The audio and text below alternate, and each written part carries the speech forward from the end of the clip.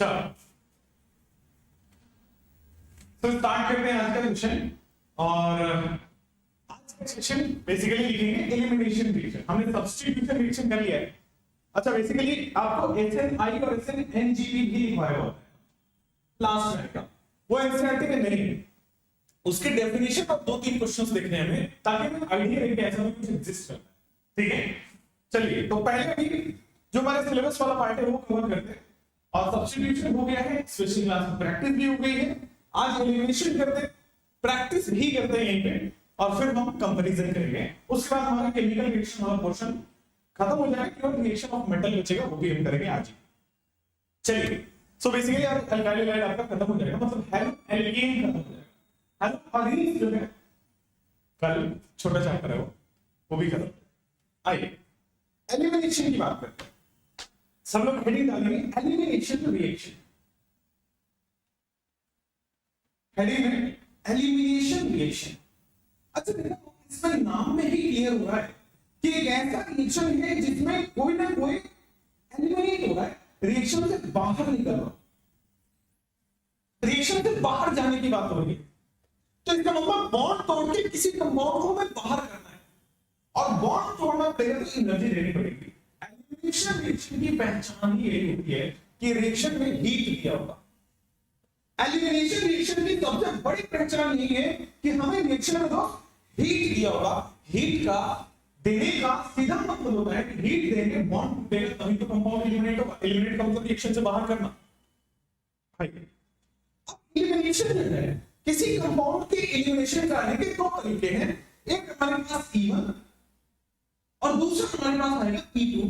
जैसे मैंने SN1 बनाया था, सिर्फ कॉन्सेप्ट पे हम E1 E2 पढ़ने वाले हैं, बिना कंपेयर करे समझिए। कंपेयर करते E1 E2 को और सबको डिटेल में देखेंगे, सबका न्यूमेरिकल देखेंगे, एवरीथिंग। सो E1 और E2 की कंपैरिजन सबसे पहले हम करते हैं। यहाँ पे आपने डिहाइड्रेशन पढ़ा है, अल्कोहल में कॉम्प्लेक्स और हीट में वाटर रिमूव हो रहा था, डिहाइड्रेशन की जो था।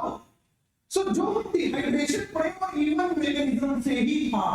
तो बेसिकली हम E1 पढ़ चुके हैं, जाने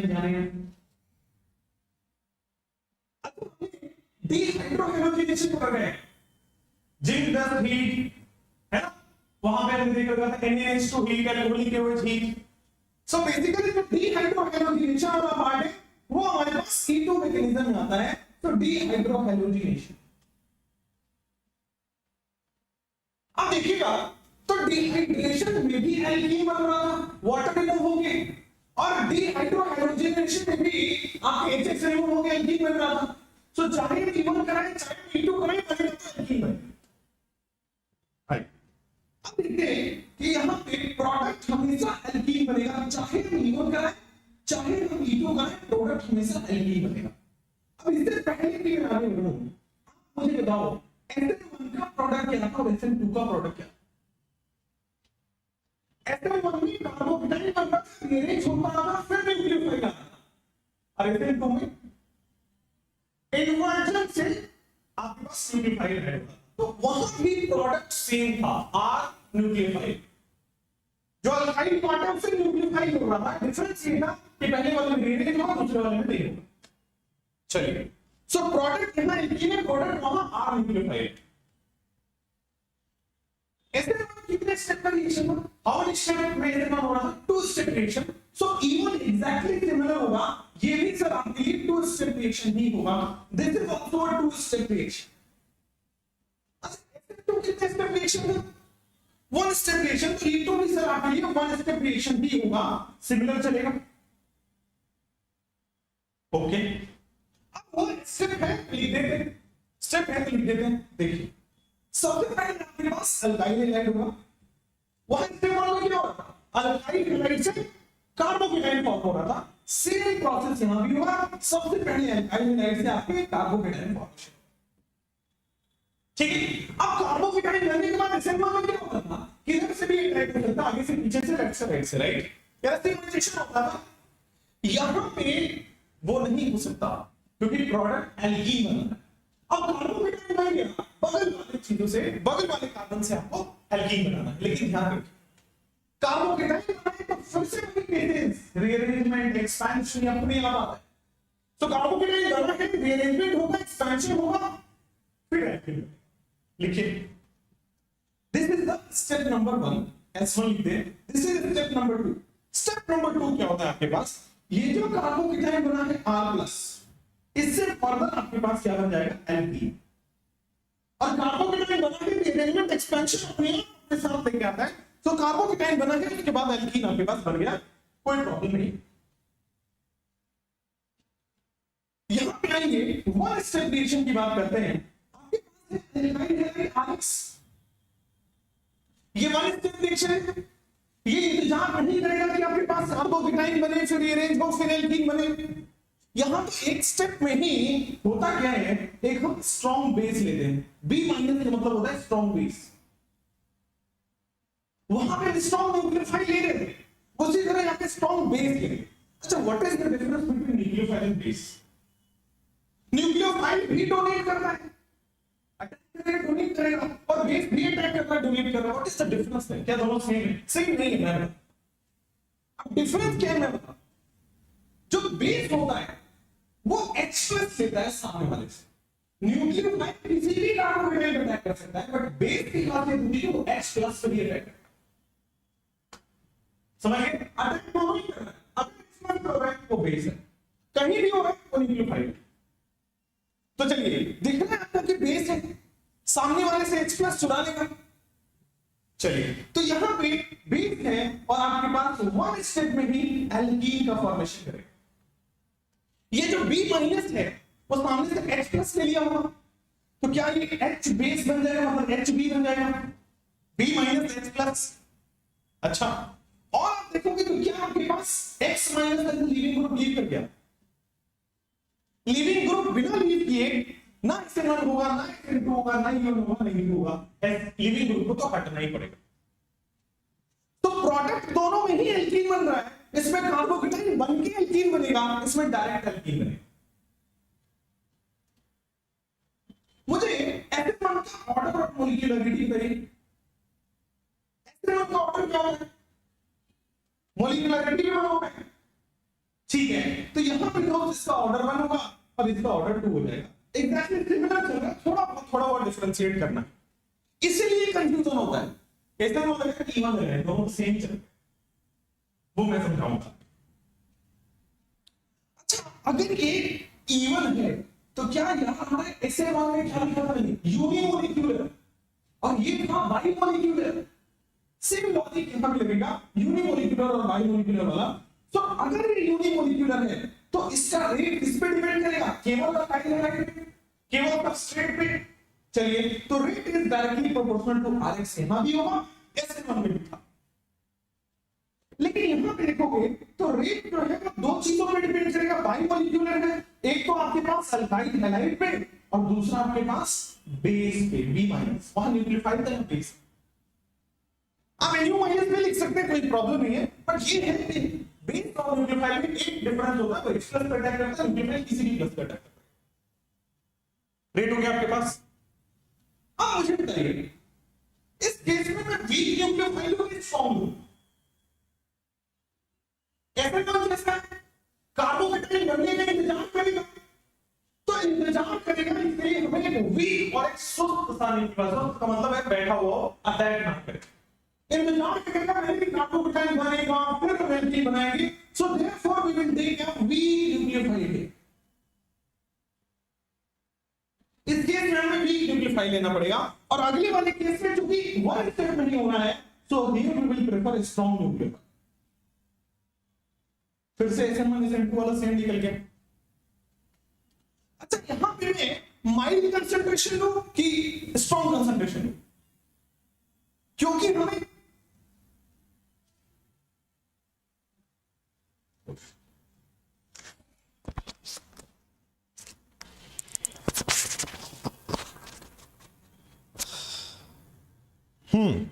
ठीक है, तो क्योंकि हमें वीक न्यूक्लियोफाइल ले रहे हैं तो यहां पे हमें माइल्ड कंसंट्रेशन लेना पड़ेगा। ठीक है, वीक न्यूक्लियोफाइल ले रहे हैं तो यहां हमें माइल्ड कंसंट्रेशन लेना पड़ेगा। किसका? न्यूक्लियोफाइल का माइल्ड कंसंट्रेशन लेना होगा।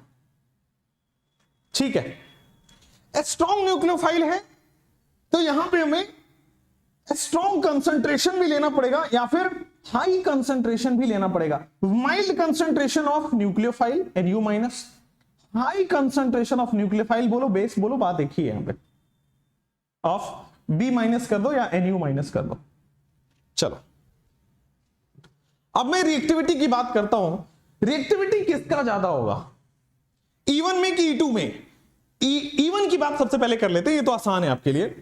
रिएक्टिविटी ऑर्डर 3 डिग्री का होगा, 2 डिग्री का होगा या 1 डिग्री का होगा? रिएक्टिविटी ऑर्डर, रिएक्टिविटी ऑर्डर चूंकि कार्बोकेटाइन बन रहा है, सो वेरी सिंपल है आपके लिए कि 3 डिग्री अल्काइल हैलाइड जो है वो ज्यादा होगा as compare to 2 degree alkyl halide as compare to 1 degree alkyl halide. चूंकि कार्बोकेटाइन बन रहा है, सो रिएक्टिविटी आपके पास ये ऑर्डर आ गई। ठीक है, सेम है एग्जैक्टली SN1 SN2 का। अच्छा यहां पे आते हैं, द डिफरेंस यहां पे क्रिएट होता है, सो ध्यान से देखिएगा। रिएक्टिविटी यहां भी 3 डिग्री अल्काइल की ही ज्यादा होगी as compare to 2 degree alkyl halide as compare to 1 degree alkyl halide. समझते हैं ऐसा क्यों हुआ, समझते हैं ऐसा क्यों हुआ? दोनों में 3 डिग्री ही क्यों हुआ, जबकि SN1 में क्या था, यहां 3 डिग्री था या 1 था SN2 में? देखिए पहला लॉजिक SN2 की बात करते हैं, वहां पे जो ट्रांजिशन स्टेट बनता है वो एनायन लाइक होता है, तो एनायन की लेसर डिग्री स्टेबल थी, इसलिए वहां पे SN2 में हमने 1 डिग्री लिखा था। ठीक है, इस केस में दोनों में एल्कीन बन रहा है, और एल्कीन की स्टेबिलिटी कैसे देखते हैं? अल्फा एच से। जितना ज्यादा क्राउडेड होगा उतना ज्यादा अल्फा एच होगा। सो यहां भी अल्फा एच 3 डिग्री में ज्यादा होगा, यहां भी अल्फा एच 3 डिग्री में ज्यादा होगा। यहां प्रोडक्ट दोनों केस में एल्कीन बन रहा है, सो एल्कीन जितना स्टेबल होगा हमारा रिएक्शन उतना ही फास्ट होगा। एल्कीन कब स्टेबल होगा? जब उसके पास अल्फा एच ज्यादा हो। अल्फा एच कब ज्यादा होगा? जब वो क्राउडेड होगा। क्राउडेड का मतलब 3 डिग्री। यहां कोई एनाइन लाइक ट्रांजिशन स्टेट नहीं बन रहा। अगर यहां भी ट्रांजिशन स्टेट एनाइन की तरह बन रहा होता तो मैं 1 डिग्री 2 डिग्री 3 डिग्री लिख देता, पर यहां पे वैसा कुछ नहीं होता। यहां पे रिमूवल होता है, कार्बोकेटाइन हाथों हाथ बनता है और एल्कीन हाथों हाथ फॉर्मेशन होता है। The rate of E2 reaction किससे गाइड हो रहा है? प्रोडक्ट फॉर्मेशन से, एल्कीन के प्रोडक्ट फॉर्मेशन से, एल्कीन वाला प्रोडक्ट फॉर्मेशन से। और एल्कीन कैसे बनेगा आपके पास? वही है कि जितना ज्यादा आप स्ट्रॉन्ग न्यूक्लियोफाइल लोगे, जितना ज्यादा क्राउडेड लोगे, एल्कीन उतना ज्यादा स्टेबल होगा, उतना ज्यादा अल्फा एच होगा। चलो फिर से आप नेक्स्ट स्लाइड, मतलब वही आप अपने नीचे कंटिन्यू करते रहिए।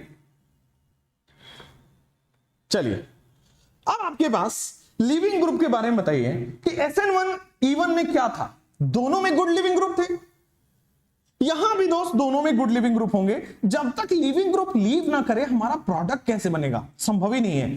तो ध्यान रखिए, कोई भी हो SN1 SN2 E1 E2, हर केस में आपके पास लिविंग ग्रुप तो अच्छा ही होना चाहिए, गुड लिविंग ग्रुप होना चाहिए। E1 के केस में क्या बन रहा है? कार्बोकेटाइन बन रहा है, कोई इंटरमीडिएट बन रहा है। E1 के केस में आपके पास इंटरमीडिएट बना है, और इंटरमीडिएट कौन सा बना है? वो है आपके पास दोस्त कार्बोकेटाइन। तो आपके पास कार्बोकेटाइन इंटरमीडिएट बना है, और यहां पे इंटरमीडिएट जो आपके पास बना है नो इंटरमीडिएट,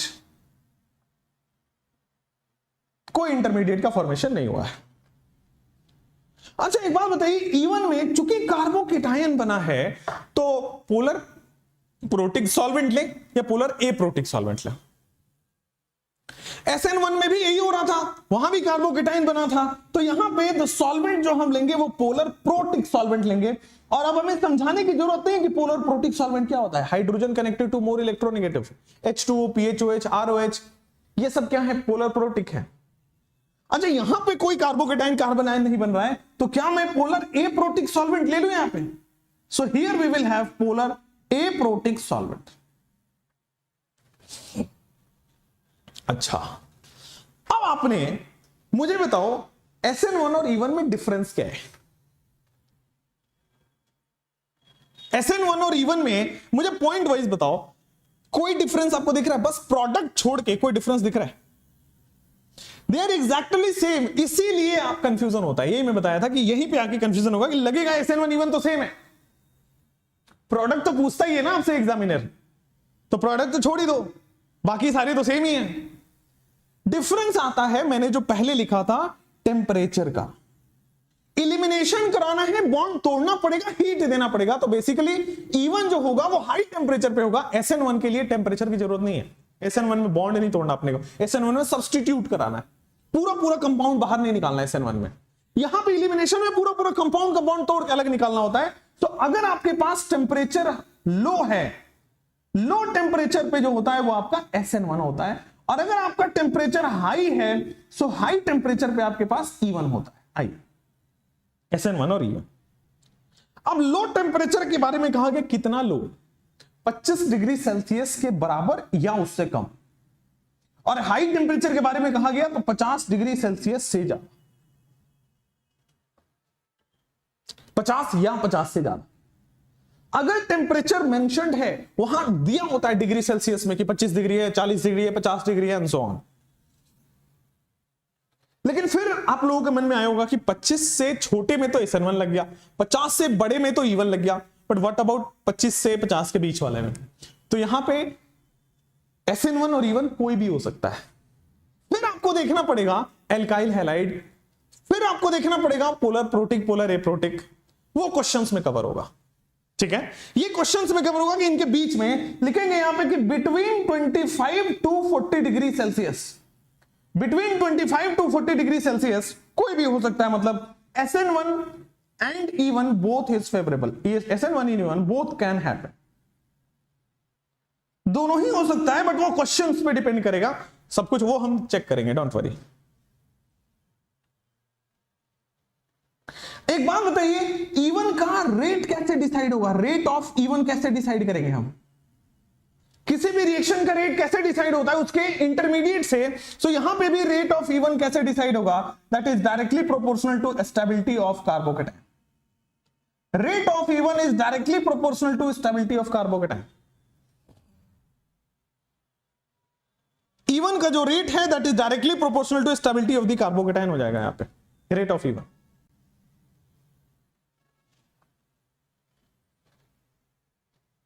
अच्छा, यहां तक हमने पोलर एप्रोटिक सॉल्वेंट के बारे में पढ़ लिया है। आइए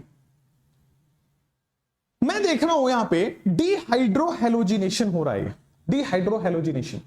मुझे बताइए इसके बारे में मैंने बताया है कि HX रिमूव होगा। क्या आपको यह पता है कि वो एंटी एलिमिनेशन होता है? उसमें लिखाया हुआ था नोट्स में कि यहां पे जो HX रिमूव होगा वो अपोजिट साइड से रिमूव होगा, इसको हम कहते हैं एंटी एलिमिनेशन, ठीक है। अच्छा, एंटी एलिमिनेशन होता है तो कौन कौन से रिएजेंट हैं जो ये काम कराते हैं, HX रिमूव कराते हैं? क्या एक स्ट्रॉन्ग बेस ये काम करेगा, या फिर जिसको हम स्ट्रॉन्ग न्यूक्लियोफाइल बोल रहे हैं, ये काम उसी का तो है, स्ट्रॉन्ग बेस है, स्ट्रॉन्ग न्यूक्लियोफाइल का। जैसे आपको याद हो तो हमने एल्कोहलिक KOH लिया था, एल्कोहलिक KOH लिया हुआ था, हीट। जैसे आपको याद हो तो मैंने डिहाइड्रोहेलोजिनेशन के लिए NaNH2 हीट लिया था। अगर आपको याद हो तो मैंने वहां पे टर्शियरी ब्यूटॉक्साइड नहीं बताया था, वो यहां के लिए बताया जाता है। अब जो टर्शियरी ब्यूटॉक्साइड है, देखो कितना बड़ा कंपाउंड है, 1 carbon, 2 carbon, 3 carbon, 4 carbon, 4 carbon का एक ऑक्साइड बन रहा है।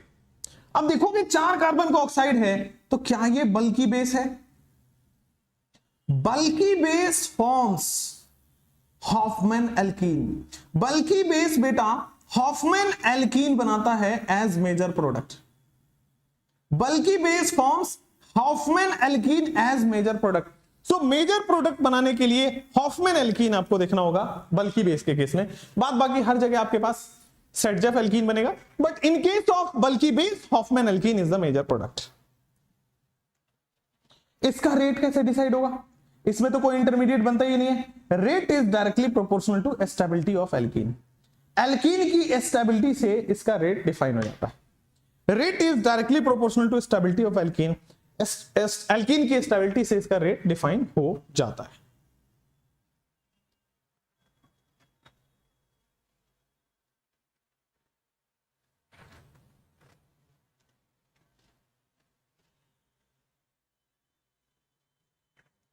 ठीक है,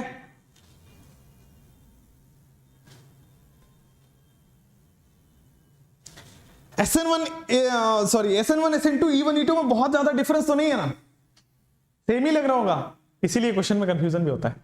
चलिए कुछ क्वेश्चंस करते हैं, फिर आपको फिर आएगा आपके पास और compare the rate of E1, है ना, क्वेश्चन आएगा। हाँ पहले आएगा ये वाले, compare the rate of E1 elimination. Question से बड़ा क्लियरिटी होगी, और जब तक मैं कंपेयर ना करूं चारों को तब तक कंफ्यूजन बना रहेगा। Compare the rate of E1 reaction, E1 reaction का रेट कंपेयर करना है। आइए सबसे पहले आपके पास ABCD ऑप्शन है आपके पास, आप उस तरह से, जैसे ये रहा मेरे पास Cl,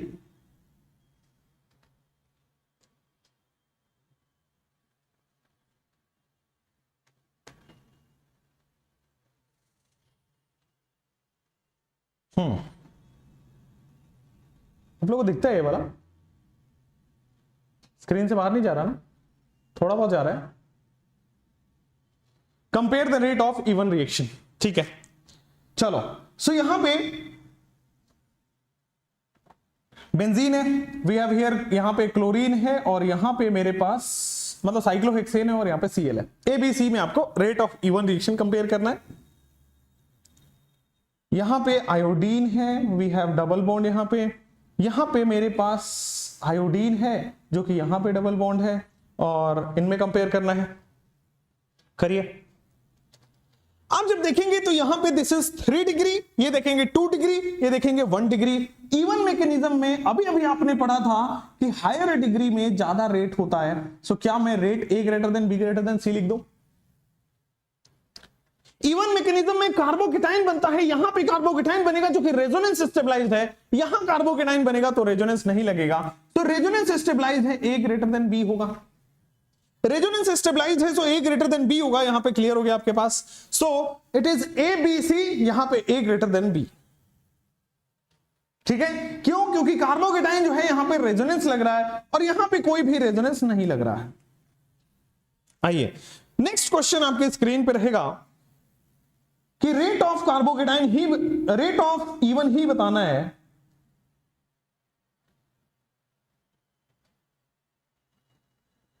इसमें बताइए,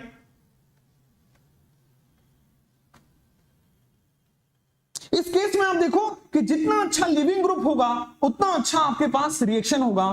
तो I is the better leaving group, और जैसे जैसे इधर जा रहे हैं लिविंग ग्रुप कम हो रहा है, सो बेटर लिविंग ग्रुप मोर E1 रिएक्शन। चलिए उसके बाद यहां पे बात करते हैं, ऑक्सीजन है S double bond O, and मेरे पास यहां पे CF3 लग रहा है। फिर आएंगे आपके पास O डबल बॉन्ड O, और आपके पास आ जाएगा CH3। इन दोनों में आपके पास E1 का रिएक्शन क्या होगा? ये देखो आप सेम है, ये वाला केवल डिफरेंस है CF3 और CH3, राइट, बाकी सारे सेम है। आपको बताया था कि ये लिविंग ग्रुप जितना अच्छा होगा उतना स्टेबल होगा, और ये लिविंग ग्रुप बहुत अच्छा है क्योंकि नेगेटिव चार्ज स्टेबल है, लिविंग ग्रुप अच्छा है। और नेगेटिव चार्ज स्टेबल दिख रहा होगा, फ्लोरीन है, जबरदस्त स्टेबल करेगा। So this is a better leaving group because negative charge यहां ज्यादा स्टेबल है, यहां तो अनस्टेबल हो जाएगा प्लस आई की वजह से। तो लिविंग ग्रुप की वजह से A ग्रेटर देन B होगा। ये पहला वाला लिविंग ग्रुप ज्यादा स्टेबल है माइनस आई की वजह से यहां पे। नेक्स्ट आप देखेंगे oxygen S double bond O, यहां पे लग रहा है PH और आगे लग रहा है मिथाइल।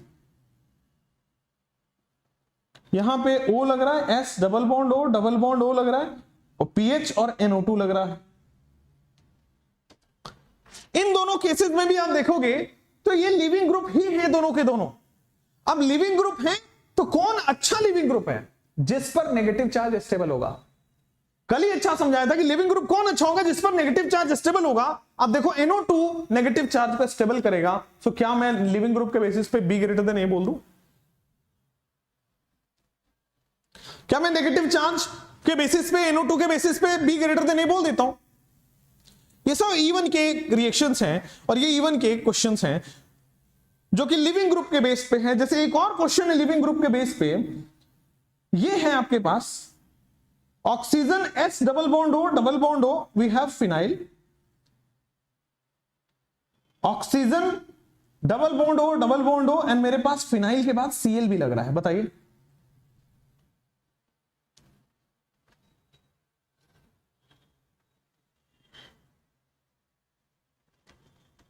क्या होगा इवन का रिएक्शन इसमें? इवन किस में ज्यादा होगा, ए में कि बी में? क्योंकि यहां पे एक्स्ट्रा क्लोरीन है जो कि और नेगेटिव चार्ज को स्टेबल करेगा, बेटर लिविंग ग्रुप है, बी ग्रेटर देन ए हो जाएगा, ठीक है, और बेटर लिविंग ग्रुप है, बी ग्रेटर देन ए हो जाएगा, क्लियर है? चलिए उसके बाद ये हो गए आपके पास स्टेबिलिटी के question. Compare the rate of even he चल रहा है अभी, compare the rate of even he चल रहा है अभी, यहां पे Cl है और यहां पे भी कार्बोकेटाइन है। चलिए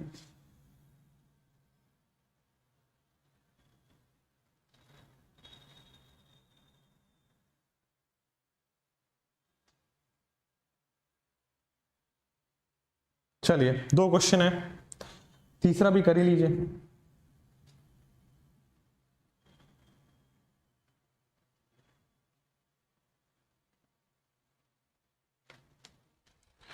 इवन रिएक्शन का किसमें रेट ज्यादा होगा?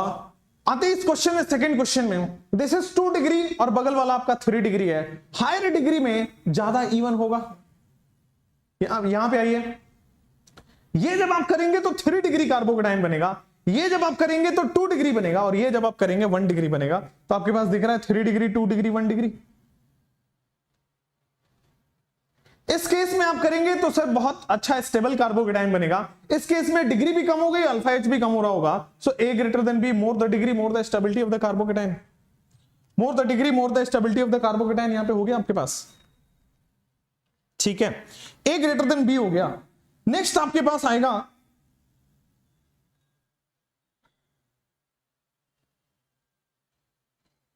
चलिए इनमें इवन की मैकेनिज्म बताइए कि इवन किस में ज्यादा होगा। यहां पे आपके पास क्लोरीन लग रहा है और आगे वाले में फिर से आपके पास आगे क्लोरीन लग रहा है।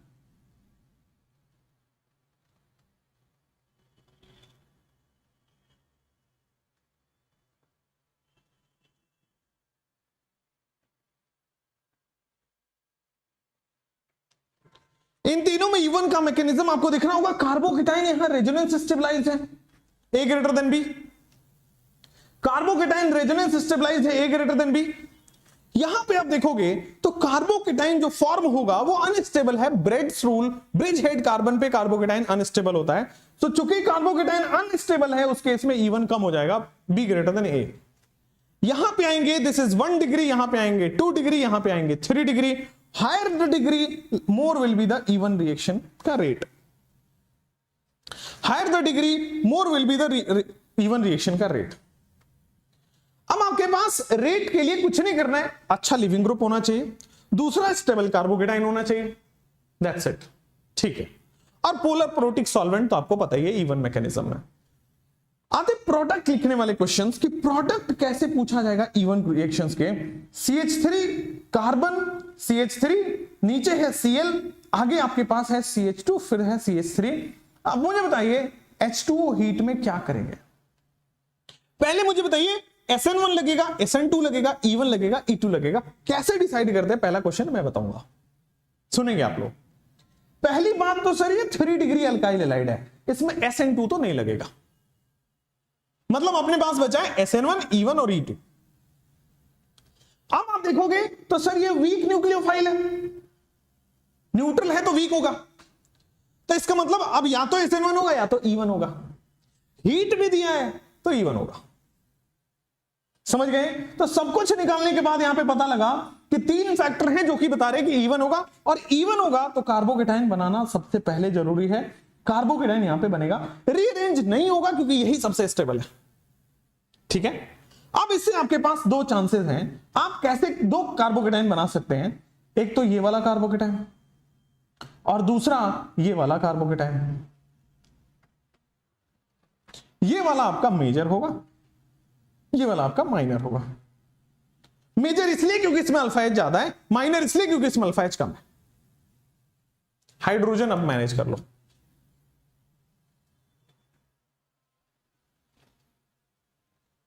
जैसे मान लीजिए आपके पास यहां पे क्वेश्चन दिया हो, दिस इज मिथाइल आगे कार्बन है, ऊपर Br है,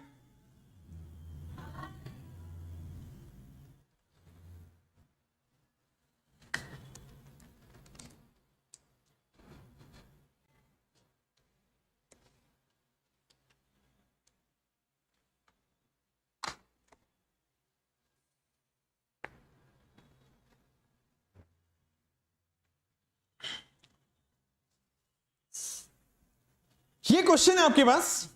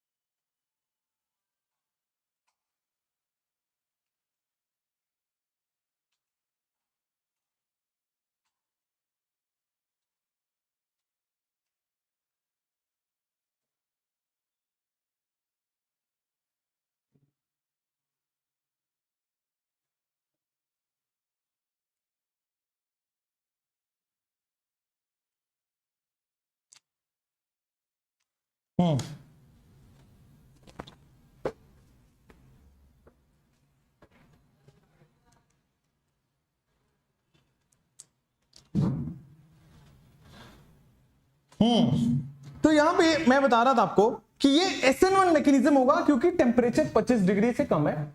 यहां E1 मैकेनिज्म होगा क्योंकि टेम्परेचर 50 डिग्री से ज्यादा है। और SN1 में क्या होता है, कार्बोकेटाइन बनेगा। रीअरेंजमेंट संभव नहीं है क्योंकि हाईएस्ट स्टेबल है। यहीं पे हम न्यूक्लियोफाइल अटैक करा देंगे, न्यूक्लियोफाइल OH- दिख रहा है तो इसलिए प्रोडक्ट बन गया। अब हमारे पास E1 है, E1 में कार्बोकेटाइन बना। कार्बोकेटाइन फिर आपका एल्कीन का फॉर्मेशन करेगा। कार्बोकेटाइन फिर आपका एल्कीन का फॉर्मेशन कर रहा है। ठीक है, so carbocation is doing the formation of the alkene और यही आपका E1 मैकेनिज्म हो गया। E1 के प्रोडक्ट बनाना बड़ा सिंपल है। आपके कार्बोकेटाइन बनेगा, रीअरेंज होगा तो कराइए, नहीं होगा तो हाईएस्ट स्टेबल बना दीजिए। यहां पे आप देखेंगे लेफ्ट साइड से भी बन सकता था एल्कीन, बट वो माइनर होगा। इसमें अल्फा एच ज्यादा है, स्टेबिलिटी भी ज्यादा है, रेजोनेंस भी है, इस वजह से ये मेजर प्रोडक्ट बनाया है। तो मैंने तो केवल यहां पे मेजर बनाया है, माइनर भी बनेगा लेफ्ट साइड से। चलिए अब आते हैं आपके पास, ये आपके पास अगर क्वेश्चन रहे,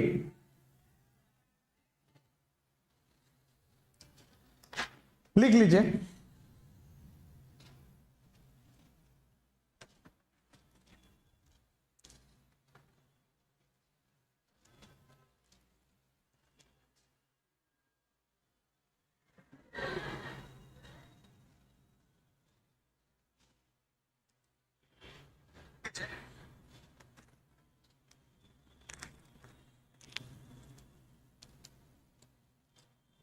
अच्छा ठीक है,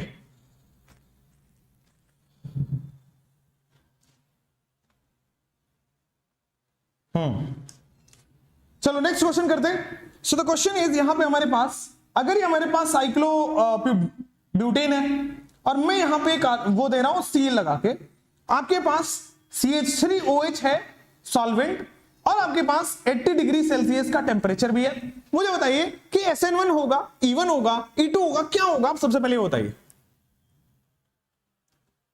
ये तो है टेम्परेचर देख के पता चल गया होगा कि E1 होगा, चलिए अच्छी बात है। अब E1 में क्या करते हैं, कार्बोकेटाइन बनाते हैं, चाहे SN1 हो चाहे E1 हो, सबसे पहले कार्बोकेटाइन बनेगा। तो ये हटके कार्बोकेटाइन बना, रीअरेंज होगा या नहीं होगा? रीअरेंज होगा क्योंकि अल्फा एच बढ़ रहा है। यहां पे आप देखोगे तो 2 अल्फा एच यहां, 2 अल्फा एच यहां और 1 अल्फा एच यहां। अभी तो 5 अल्फा एच है यहां पे, लेकिन जैसे ही मैं उसको ऊपर ले गया जैसे ही मैं इसको ऊपर ले गया 3 3 6 और एक 7, तो 7 अल्फा हो गया। देखो रीअरेंज होगा, और जैसे ही रीअरेंज होगा पता चला कि यहां तो एक्सपेंशन भी है, रिंग से डायरेक्टली अटैच्ड कार्बन पे एक्सपेंशन भी है। 1 2 3 4 5 बेसिकली क्या होगा, वो 4 मेंबर से 5 मेंबर में कन्वर्ट हो जाएगा, ठीक है। और आपके पास चार्ज 1 से 2 पे चला जाएगा। 4 मेंबर से 5 मेंबर में गया, ठीक है, चार्ज 1 से 2 होगा, ठीक है। और आप देखेंगे तो यहां पे फिर से रीअरेंजमेंट दिख रहा होगा आपको। कितना सही सवाल है ये। अल्काइल शिफ्ट से डिग्री ऑफ द कार्बोकेटाइन बढ़ गई, 2 डिग्री से 3 डिग्री हो गया। अब आप मुझे बताएं कि मेजर और माइनर, तो आपके पास यहां से मेजर प्रोडक्ट तो दिख रहा होगा कि सर बीचों बीच बना दो, अल्फा एच जबरदस्त हो जाएगा, जितना क्राउडिंग रहेगी उतना ज्यादा अल्फा एच रहेगा। और आपके पास माइनर बनाने का सबसे सिंपल तरीका है, ये वाला माइनर बन जाएगा ऊपर की तरफ, लेस अल्फा एच। आप चाहें तो ये भी माइनर बना सकते हैं, लेफ्ट में ऐसे बना दीजिए एल्कीन, लेफ्ट में एल्कीन बना दीजिए, माइनर बन जाएगा, ठीक है। तो but major product will be this, minor तो आप बनाते रहिए, हर डायरेक्टली अटैच्ड कार्बन से पाई बॉन्ड जोड़ दीजिए, सब माइनर हो जाएगा। क्लियर है, ठीक है। चलिए, तो यहां पे साइक्लोब्यूटेन हो गया, स्ट्रेट लाइन। यहां पे सबसे मेजर कंफ्यूजन लोगों का ये होता है, सर ये भी 3 डिग्री, ये भी 3 डिग्री, स्टेबिलिटी बढ़ेगा ही नहीं। अरे बढ़ा के देखोगे, अल्फा एच भी तो बढ़ रहा है। नेक्स्ट कर दो क्वेश्चन आगे। अच्छा चलिए नेक्स्ट, तो आपके पास ये क्वेश्चन है, इसको करेंगे। यहां Cl है, दिस इज PHOH एंड मेरे पास 20 डिग्री सेल्सियस। SN1 होगा, SN2 होगा, E1 होगा, E2 होगा। सबसे पहले पता चला सर पोलर प्रोटिक सॉल्वेंट है, दिस इज पोलर प्रोटिक और वीक न्यूक्लियोफाइल है। तो पोलर प्रोटिक सॉल्वेंट हो, वीक न्यूक्लियोफाइल हो, कराते तो SN1 या E1 है। टेंपरेचर कम है, SN1 होगा। SN1 के लिए हम सबसे पहले क्या करते हैं, कार्बोकेटाइन का फॉर्मेशन करते हैं। कार्बोकेटाइन का फॉर्मेशन होगा, आप देखो यहां पे ये है कार्बोकेटाइन बनेगा, और फिर आपके पास OPH जाके जुड़ जाएगा, और आपके पास OPH जाके जुड़ जाएगा। न्यूक्लियोफाइल, न्यूक्लियोफाइल क्या है, H plus PHO minus, minus charge जाके जुड़ जाएगा। बेसिकली प्लस है ना, प्लस पे माइनस ही तो जुड़ता है, माइनस चार्ज क्या है, PHO माइनस। एक वैरायटी जो होता है ना क्वेश्चंस का, वो इस तरीके का भी वैरायटी दिया जाएगा आपको, डिफरेंट डिफरेंट स्टाइल मारने की वैरायटी, और कुछ नहीं।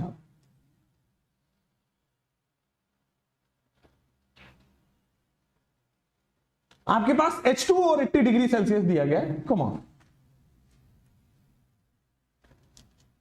आप देखेंगे यहां पे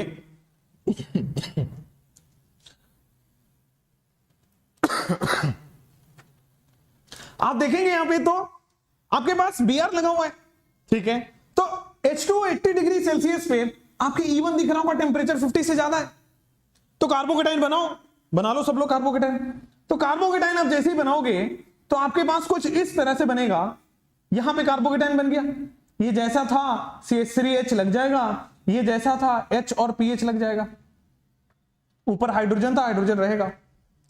सबसे पहले कार्बोकेटाइन तो बन ही जाएगा।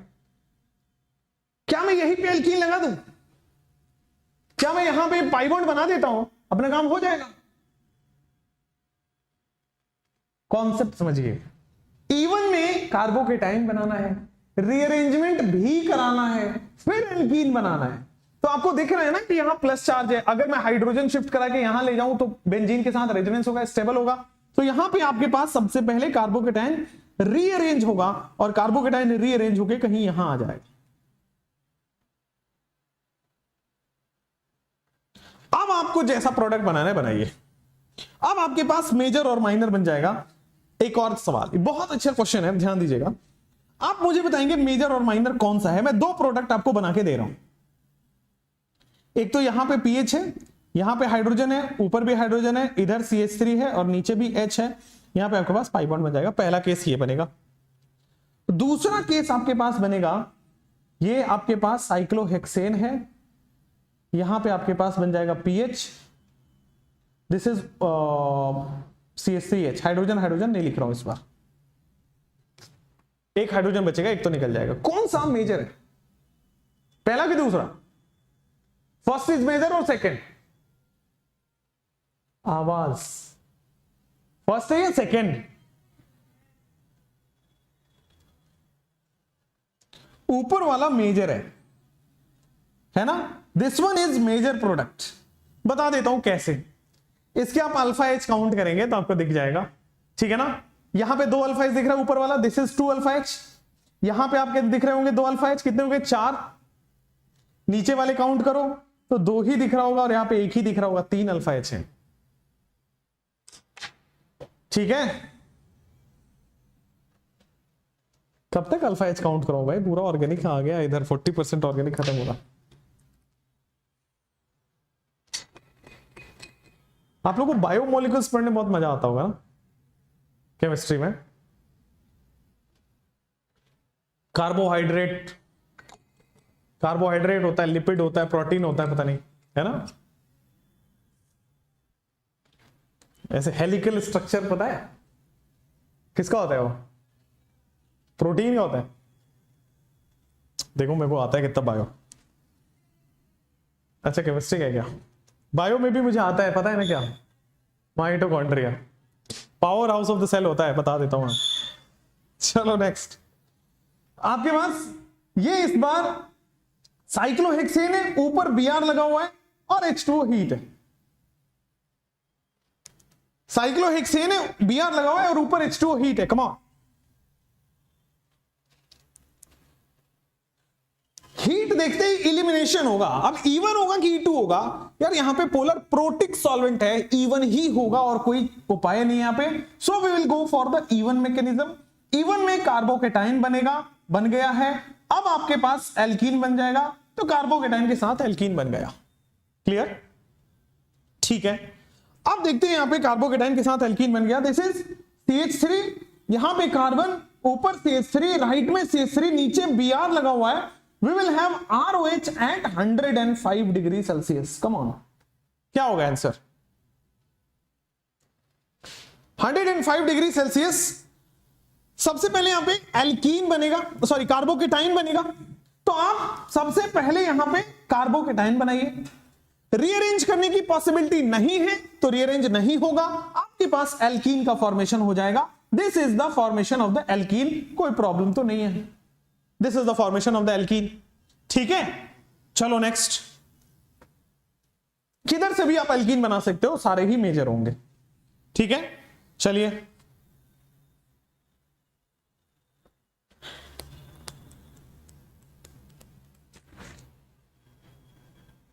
ठीक है, समझ आ रहा है इवन कैसे बन रहा है? कार्बोकेटाइन बनाना है, रीअरेंज कराना है, फिर एल्कीन बनाना है।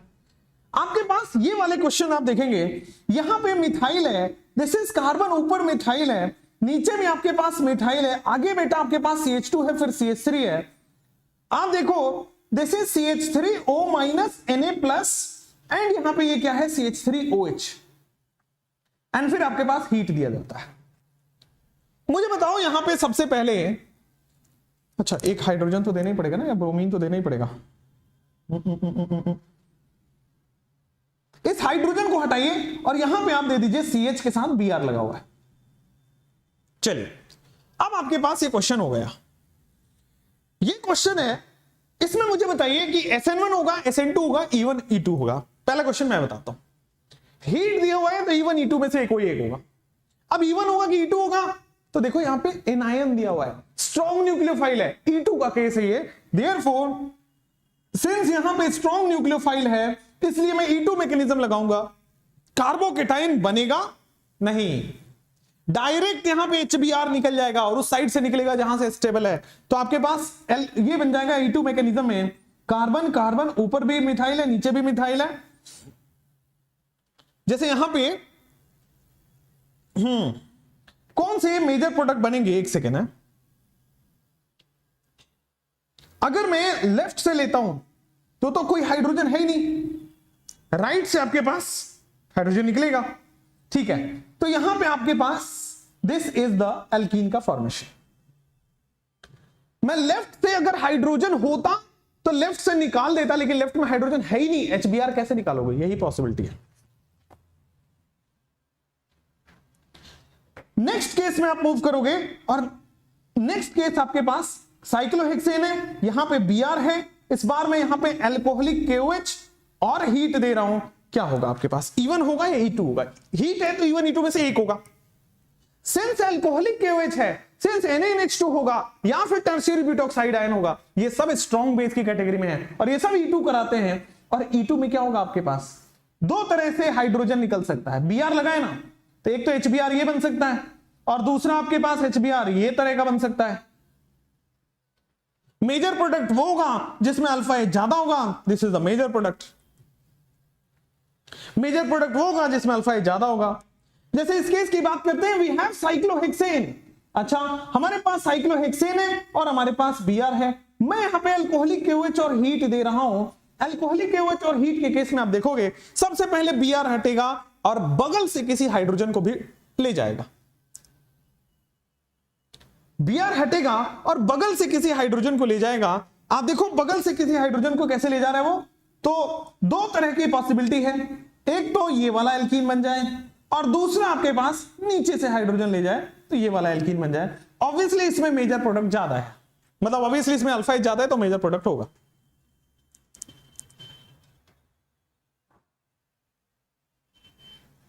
ठीक है,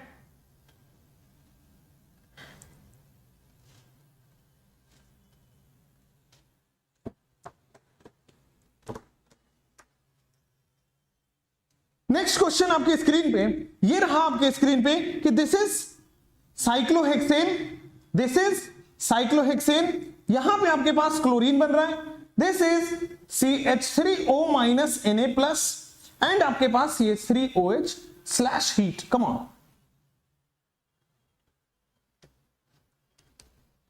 अब मैं यहां पे दो तरह से HCl हटा सकता हूं। एक तो मैं जब HCl हटाऊंगा तो यहां पे एल्कीन बनेगा, एक तो मैं आपके पास जब HCl हटाऊंगा आपके पास, एक तो मैं जब HCl हटाऊंगा तो यहां से इधर से एल्कीन बना लो या राइट से बना सकते हो, किधर से भी। Cl यहां से हट रहा है, हाइड्रोजन ऊपर से हटेगा, एल्कीन बन जाएगा।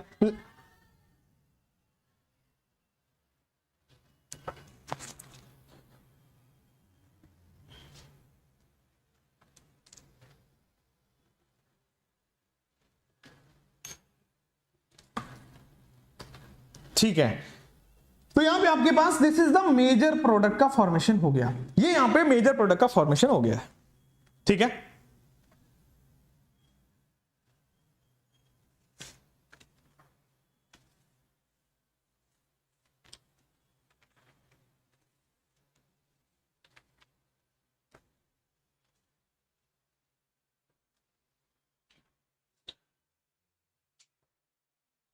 अब नेक्स्ट टॉपिक है आपके पास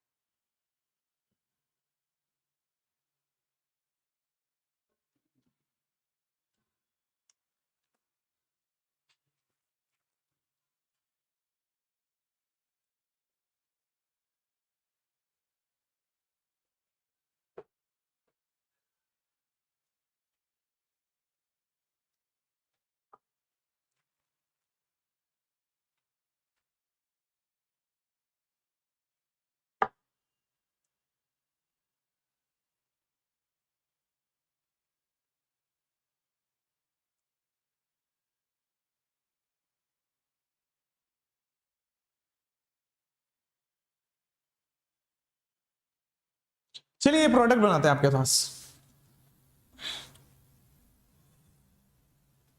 तो प्रोडक्ट फॉर्मेशन कैसे होगा, आपके पास स्ट्रॉन्ग न्यूक्लियोफाइल है और स्ट्रॉन्ग न्यूक्लियोफाइल है तो आपके पास E2 मैकेनिज्म होगा और हीट भी दिया है तो E2 मैकेनिज्म होगा तो आपके पास ये तरह से एल्कीन बन जाएगा। ठीक है, इसमें एक केस में अलग से कराना चाहता हूं और वो है आपके पास कि अगर आपके पास टर्शियरी ब्यूटॉक्साइड आयन हो, अगर आपके पास टर्शियरी ब्यूटॉक्साइड आयन हो in the presence of tertiary butoxide वाला ही अल्कोहल N/हीट, तो मैंने वहां पे लिखाया था कि इस केस में मेजर प्रोडक्ट कुछ दूसरा बनेगा।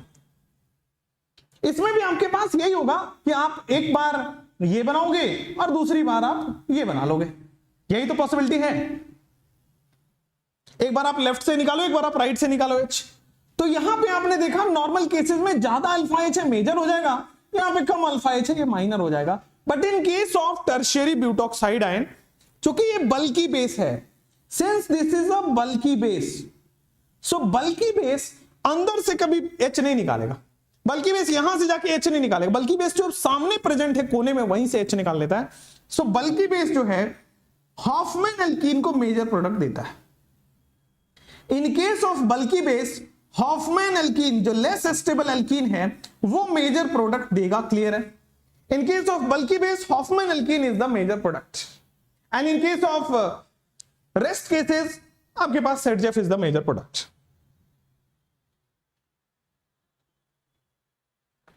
अब एक कंपैरिजन वाले सवाल पहले देख लेते और फिर हम आगे बढ़ेंगे। जैसे यहां आइए, कंपैरिजन वाले क्वेश्चंस पहले हम देख लेते फिर हम आगे बढ़ेंगे। जैसे यहां पे आइए, दिस इज साइक्लोहेक्सेन है, यहां पे आपके पास कार्बन है, ऊपर आपके पास मिथाइल है, this is chlorine and this is pH. हमारे पास आएगा ROH 100 डिग्री सेल्सियस, हमारे पास आएगा H2O 15 degree Celsius, we have CH3O minus and heat, और हमारे पास आएगा tertiary butoxide O minus Na+, ये टर्शियरी ब्यूटॉक्साइड ही है, हीट। चलिए करेंगे कि alcohol and heat, water and heat, ये भी है आपके पास strong nucleophile heat, tertiary butoxide heat. ये वाला SN1 होगा, SN2 होगा, E1 होगा, E2 होगा। दिस विल बी E1, ठीक है। Polar protic solvent and temperature greater than equal to 50 degree Celsius, तो आपके पास E1 होगा। E1 में सबसे पहले कार्बोकेटाइन बनाओगे। क्या कार्बोकेटाइन रीअरेंज होगा? नॉट पॉसिबल है, कार्बोकेटाइन रीअरेंज नहीं होगा क्योंकि साइक्लोहेक्सेन एक्सपैंड नहीं कर सकता और 3 डिग्री तो हाईएस्ट है ही। तो पहला पॉसिबिलिटी आपके पास ये बनेगा कि यहां पे ये डबल बॉन्ड CH3 और ये पीएच बन गया। मेजर प्रोडक्ट यही होगा, लेफ्ट साइड से बनेगा, ठीक है। अब 15 डिग्री सेल्सियस है तो क्या यहां पे SN1 मैकेनिज्म होगा? Here we will follow SN1 mechanism. तो SN1 में क्या होगा कि जो साइक्लोहेक्सेन है वो साइक्लोहेक्सेन यहां कार्बन, ऊपर CH3, नीचे OH और इधर पीएच होगा। CH3O माइनस के केस में क्या होगा, हमारे पास यहां 2 साइक्लोहेक्सेन है, यहां पे इलिमिनेशन ही होगा, E2 ही होगा। एक तो स्ट्रॉन्ग न्यूक्लियोफाइल दिख रहा है और हीट भी दिया हुआ है, तो ये तो E2 का केस है। E2 में क्या होगा, यहां से Cl और बगल से H निकल जाएगा, यहां से Cl और बगल से H निकल जाएगा। This is E2 mechanism. ये बेंजीन नहीं बनेगा, साइक्लोहेक्सेन ही है, डबल बॉन्ड कार्बन, और आपके पास ऊपर CH3 तो है ही, नीचे पीएच तो है ही, ठीक है। ये हो गया।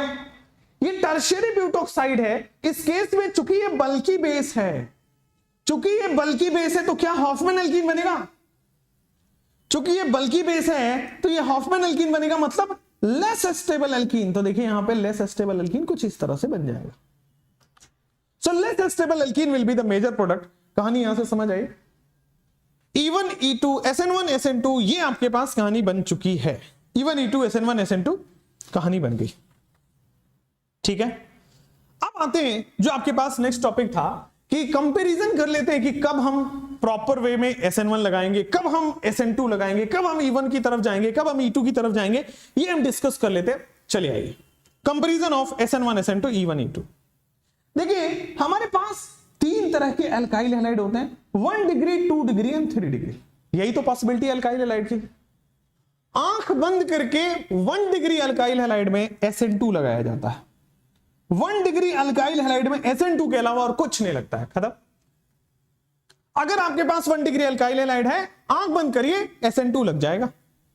अच्छा 2 डिग्री में जो है SN1 भी होगा, E1 भी होगा, SN2 भी होगा, E2 भी होगा। 2 डिग्री अल्काइल हैलाइड में ये होगा, सब लगते हैं। डिपेंड करता है कि कब क्या लगाना है। 3 डिग्री अल्काइल हैलाइड जो है वहां पे SN1 होगा, E1 होगा, SN2 होगा, बट E2 नहीं, सॉरी SN1 होगा, E1 होगा, E2 होगा, SN2 नहीं हो सकता। SN2 हमेशा 1 डिग्री में ही लगेगा, लोअर डिग्री में ही लगेगा, ठीक है। तो अब आते हैं 1 डिग्री में SN2 है। सॉल्वेंट आपके पास SN2 में क्या होता है? SN2 में कार्बोकेटाइन तो बनना नहीं है, तो पोलर एप्रोटिक सॉल्वेंट। जहां कार्बोकेटाइन बनेगा वहां प्रोटिक सॉल्वेंट की नीड पड़ेगी। यहां पे मैं PAS लिख रहा हूं, पोलर एप्रोटिक सॉल्वेंट है। अच्छा, टेम्परेचर की क्या बात है? सब्स्टिट्यूशन में टेम्परेचर लो लगता है कि हाई? SN1 SN2 सब्स्टिट्यूशन में टेम्परेचर की जरूरत नहीं थी, लो टेम्परेचर कहे जाते थे, so this is low temperature. Nucleophile के बारे में क्या ख्याल है आपके? स्ट्रॉन्ग की वीक? SN2 है, कार्बोकेटाइन इंतजार नहीं होगा, इस बार सीधा स्ट्रॉन्ग न्यूक्लियोफाइल लग जाएगा, तो इंतजार नहीं करना है कार्बोकेटाइन का, स्ट्रॉन्ग न्यूक्लियोफाइल है।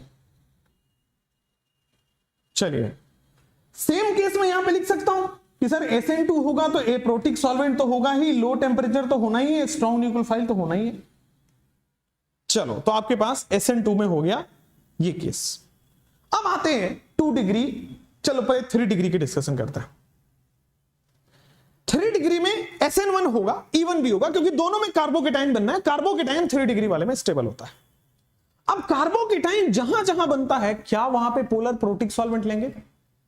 तो कार्बोकेटाइन बनने वाले PPS ले लेंगे, यहां भी PPS ले लेंगे।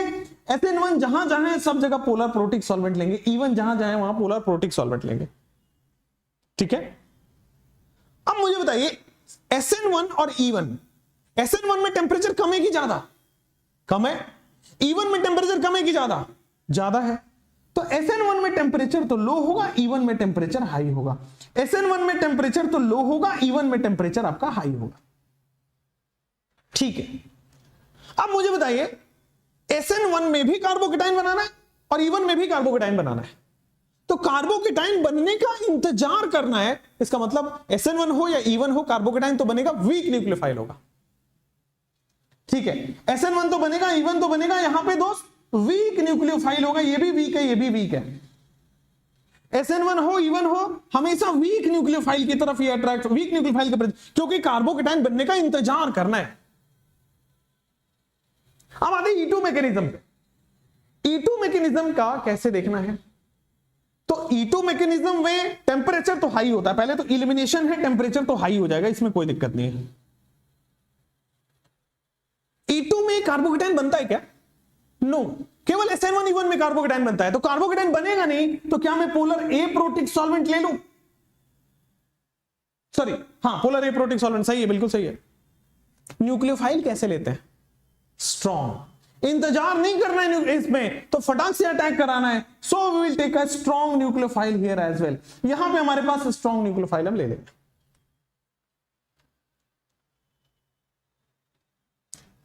ठीक है। क्लियर है? SN1 SN2 E1 E2 clear है। चलिए नेक्स्ट इज, अब आपके पास SN1 SN2 E1 E2 के कुछ क्वेश्चंस हैं। SN1 SN2 E1 E2 के कुछ क्वेश्चंस हैं, कंबाइंड क्वेश्चंस हैं। इसमें मैं थोड़ा हेल्प आपकी कम करूंगा, पहले आप सॉल्व कर लीजिए, फिर मैं आंसर बताऊंगा। मतलब हेल्प इन दैट सेंस कि आपको पहले इससे मुझे सिखाना है SN1 SN2 E1 E2।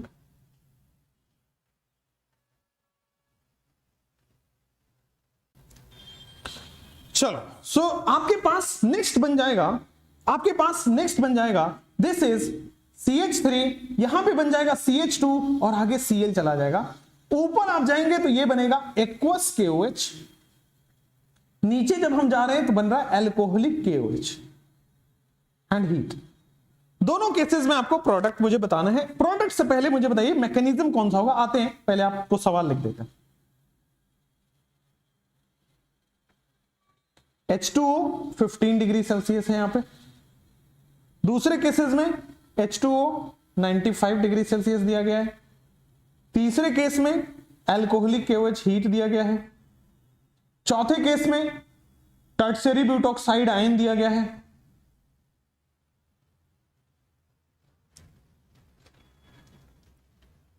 अब देखो, ये दोनों बेसिकली KOH हैं, ऊपर वाला एक्वस है, नीचे वाला अल्कोहलिक है, तो एक्वस KOH और alcoholic KOH, alcoholic KOH strong base है, स्ट्रॉन्ग बेस है, हीट भी दिया हुआ है, तो आपको E2 मैकेनिज्म फॉलो करेगा। स्ट्रॉन्ग बेस है, हीट है, अगर केवल स्ट्रॉन्ग बेस होता या स्ट्रॉन्ग न्यूक्लियोफाइल होता तो SN2 सोचते, हीट है तो E2 सोचेंगे। एक्वस KOH है, एक्वस का मतलब वाटर है, वाटर का मतलब वीक न्यूक्लियोफाइल है, तो यहां पे दोस्त वो SN1 लगेगा, सॉरी SN2 लगेगा।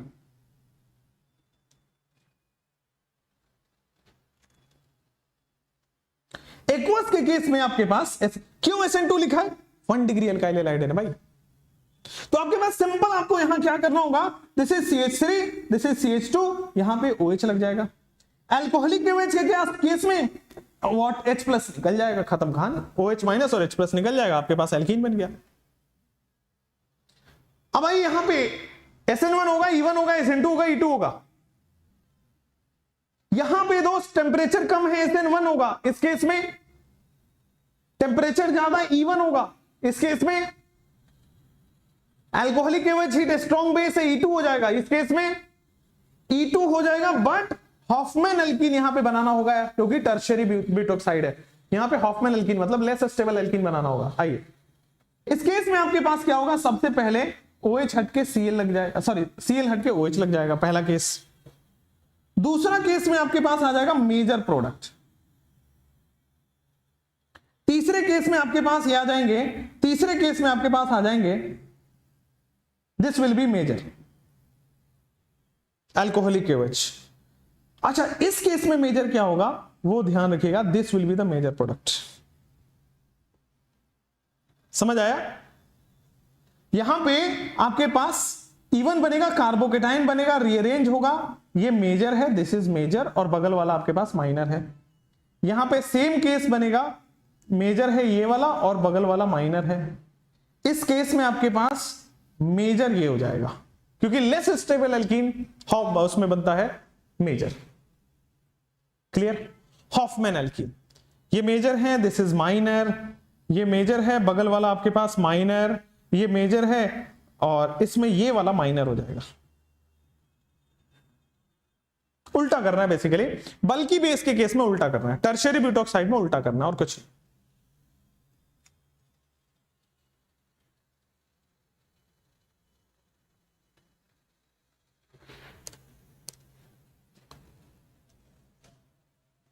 ठीक है, एक और क्वेश्चन कंपैरिजन वाले। अगर आपके पास pH, फिर आपके पास CH और आगे CH3 है, और मेरे पास दोस्त Br लगा हुआ है, ठीक है, यहां पे मैं अल्कोहलिक KOH दे रहा हूं और हीट, यहां पे दूसरे केस में मैंने टर्शियरी ब्यूटोक्साइड लगा दिया है, यहां पे दूसरे केस में मैंने टर्शियरी ब्यूटोक्साइड लगा दिया O minus Na plus heat. इस केस में मैंने CH3 C double bond O OH लग गया है, दिस इज व्हाट, अच्छा ठीक है, दिस इज टर्शियरी ब्यूटोक्साइड हो गया। बताइए यहां पे 10 डिग्री सेल्सियस लिखा हुआ है, 10 डिग्री सेल्सियस लिखा हुआ है, बताइए क्या होगा। फर्स्ट केस में मैं क्या लगाऊं, SN1 SN2 E1 E2, strong base है, ये तो E2 वाला केस है, तो यहां पे तो सर आपका E2 लग जाएगा। ये टर्शियरी ब्यूटोक्साइड वाला केस है, लगेगा तो आपका E2 ही, बट उल्टा प्रोडक्ट होगा, लेस स्टेबल एल्कीन वाला। इस केस में टेम्परेचर इतना ज्यादा कम है तो ये SN1 हो गया, ये लेस देन 25 वाला केस हो गया। तो सबसे पहला केस में pH CH double bond CH2 बन रहा है क्या, स्टेबल एल्कीन रेजोनेंस में है। दूसरे वाले केस में भी आपके पास pH CH double bond CH2 ही बनेगा। अच्छा आप सोचोगे कि अब ये मेजर क्यों बना यहां पे, यार बगल वाले साइड में है, मैंने माना कि ये स्ट्रॉन्ग न्यूक्लियो ये बल्कि बेस है, लेकिन इधर से हाइड्रोजन निकलने का भी तो चाहिए, पीएच साइड से हाइड्रोजन होना भी तो चाहिए निकलने के लिए, अनस्टेबल बनाने के लिए, ठीक है। अच्छा यहां पे क्या हो जाएगा, पीएच ये बेस है, ठीक है, दिस इज पीएच, यहां पे सीएच है, यहां पे CH3 है, क्या करते हैं न्यूक्लियोफाइल अटैक करा देते हैं, oxygen C double bond O और CH3 जाके जुड़ जाएगा, एल्कीन एल्कीन, और यहां पे आपके पास SN1 बन गया है।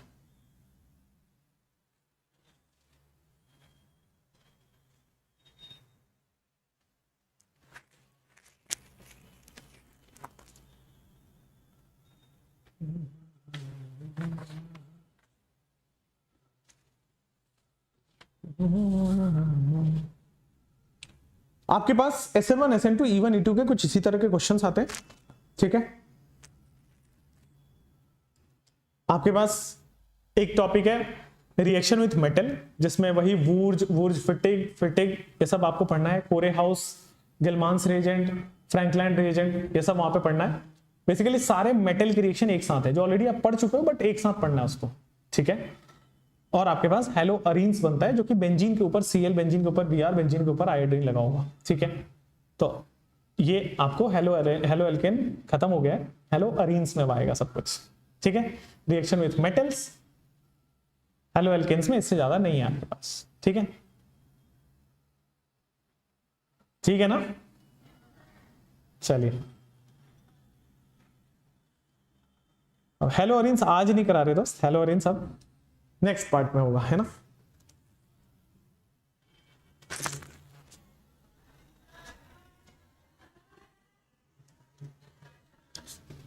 ठीक है,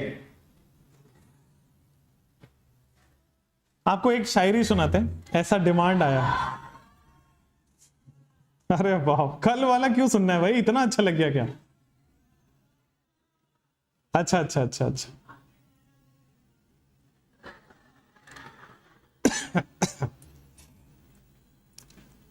अच्छा, एक शायरी सुनाते हैं आपको, व्हाट्सएप स्क्रॉल करना पड़ेगा थोड़ा।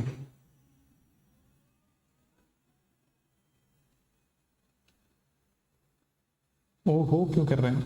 व्हाट्सएप पे ही आता है दोस्त, व्हाट्सएप फॉरवर्ड्स की बात कर रहा हूं। कल वाला अच्छा था ना यार।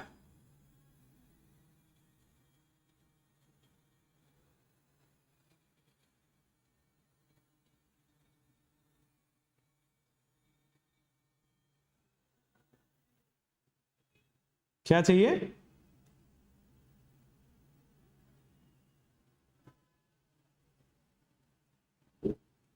बड़ा अच्छा सा आपको चुनना पड़ता है कि आप लोग रोने धोना स्टार्ट ना कर दो ना।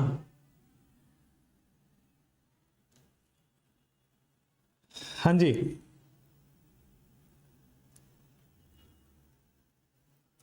बाप रे, तो एकदम मरने मारने वाली शायरी है सब।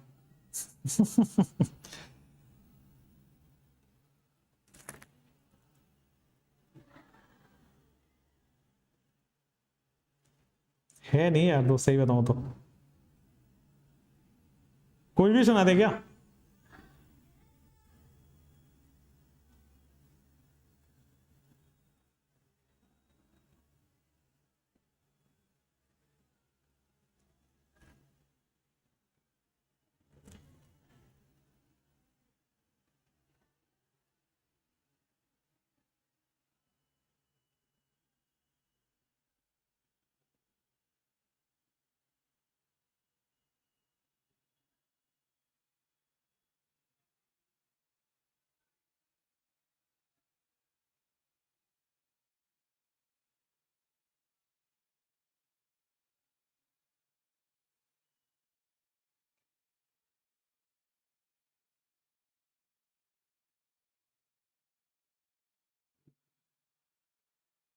रेडी?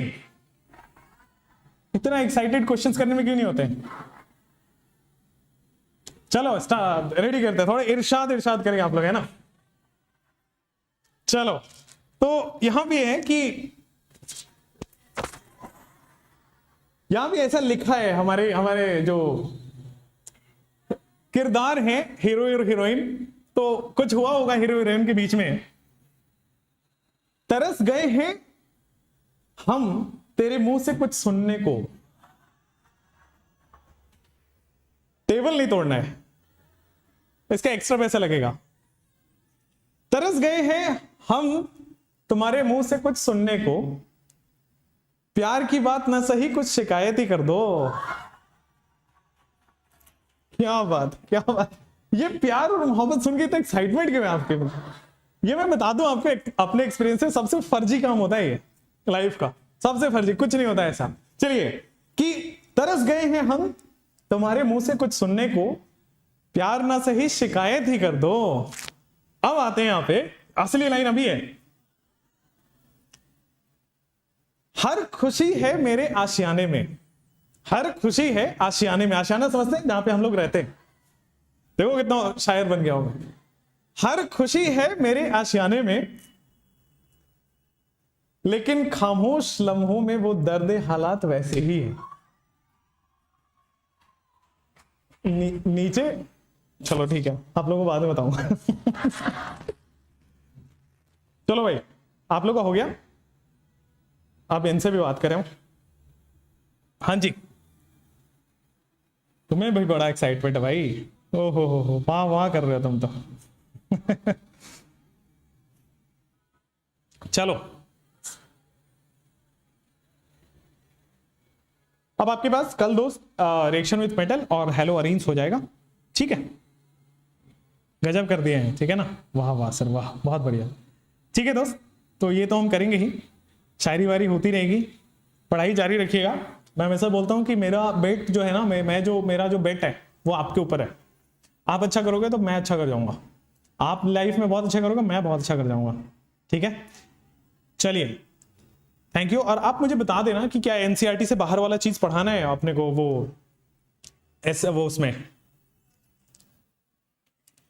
एसएनआई और एसएनएनजीपी अगर एनसीईआरटी से बाहर वाला पढ़ाना है, मतलब आई डोंट थिंक, मैं तो नहीं पढ़ाता जनरली, ठीक है, बट आप लोग कहोगे तो फिर एक एक्स्ट्रा लेक्चर लेके कहीं स्पेशल क्लास वगैरह पे पढ़ा देंगे।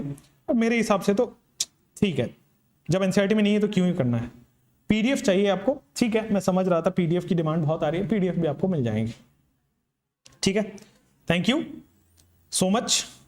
और आप लोग थोड़ा फैमिली को बड़ा करेंगे ना, तो मुझे भी बहुत ज़्यादा मोटिवेशन आएगा कि बच्चे मुझे लाइक कर रहे हैं, बच्चे देख रहे हैं, बच्चों को चाहिए जो मैं देना चाह रहा हूँ, और भी मेहनत जारी रहेगी और आपके लिए हम काम करते रहेंगे। Thank you so much, take care, bye bye. यही कहूँगा कि टारगेट कंप्लीट करिएगा, टारगेट का लिंक टेलीग्राम में है, मैं वापस एक बार पोस्ट कर दूंगा। संडे को टेस्ट जरूर दीजिए, कोई दिक्कत आती है तो बात जरूर करिए। I am always there for my students. Thank you.